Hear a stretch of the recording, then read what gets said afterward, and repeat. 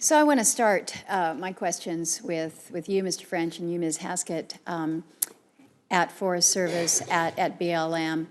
You've not only heard the issues that have been presented by the others, but you've heard the stories that we have shared directly with you, whether it is the nearly 10-year effort to help facilitate more heli-skiing activity down near Haines. We've got an SRMA there.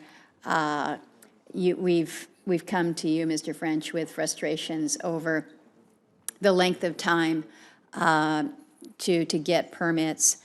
For some years, much of what we heard back from Forest Service was, we just don't have available folks to process these permits because what has happened with the somewhat tortured history of fire borrowing that we allowed to continue over the course of way too many years, that it robbed accounts, and you weren't adequately and ably managed to staff. The good news for us is we've addressed that in this budget cycle. In fact, with this appropriations bill that will move out here this morning, we're setting to rectify that. But that doesn't answer all of the issues and the frustrations with what can we do better when it comes to these permits on these public lands, and how can we facilitate it, and thus the need for the legislation that we're talking about here today, when we're trying to cut through some of the regulatory red tape or the permitting issues. So both BLM and Forest Service are mandated to manage for multiple use. So you've got to figure out how you balance recreation with the other uses of these public lands. So to both of you, how do you do that? How do you basically provide for that prioritization or balance one against the other? And then I might have to add it to another question, but I want to hear from you specifically as to what you think you can do within your agency to respond to the frustrations, the very real and legitimate frustrations, and not just say we just need more money. There's more to it than just the dollars. So a wide-ranging question to the two of you. Well, thank you, Senator. I really appreciate the question. I think the testimony that you heard today is very accurate. That has been the space we've been in, and as you mentioned, we've heard from a number of folks about the lack of customer service and our inability to deliver on some of these things. The fire funding fix is essential. It has basically stopped the bleeding of money away from those activities, and so that's really helpful, and that's going to create a more stable environment going forward. On the first question about how do you balance, right now for our focus, it is about dealing with that core issue that is driving that fire funding issue, and that is the condition of our forests. That's our focus.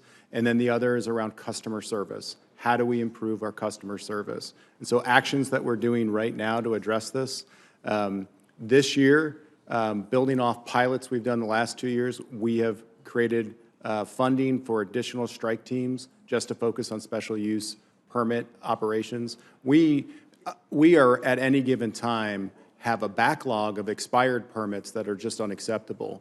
Last year, we cut that backlog in half, down to about 5,000, and that was through these strike teams. We're continuing to do that using a risk-based approach where we're looking where the biggest problems are and bringing resources to bear there.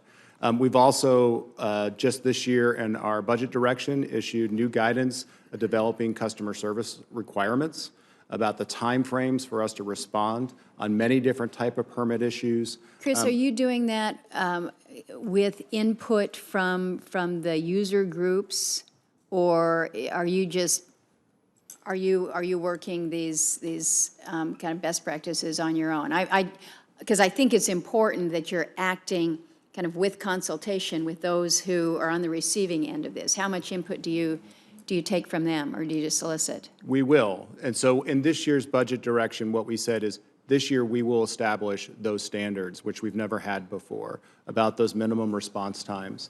And that was issued about 3 weeks ago. And so that'll be our work in the next months, working with groups to inform how we should do that. The final thing that I'd add, Senator, is we're looking at all the processes, the regulations that are around this that are driving some of the ways that we're showing up that are not capacity related. And so we're looking at our, as you're aware, our NEPA regulations, but we're also looking at the policies on permitting in general. One of the things that we're working on right now is there's over 8,000 activities in our permitting processes that we believe through our nominal effects analysis may not even require a permit. We're working to put that into regulation. So it's a multi-tiered approach of adding capacity where it's needed, reforming our policies, and putting in performance metrics. Well, if I can suggest, one of the things that we have learned is that when, say for instance, I'm going to use an example, when the Dodd-Frank regulations came out, and I would hear all of my small banks and small credit unions coming to me and saying, we're getting killed by these regulations. I said, spell it out to me. Tell me which ones are really onerous and where you think that there can be a level of fix. So my hope is that agency is listening to, again, the outfitters, the guides, the consumers, in terms of these are areas that are really onerous and burdensome and that are keeping us from getting a permit so that I can take 8 people out ice fishing. So I hope that there's that kind of connect going back and forth. Ms. Haskett, I want to get to you, but I'm over my time, so I'm going to ask you to respond to my question in next round, and I'm going to turn to Senator Manchin.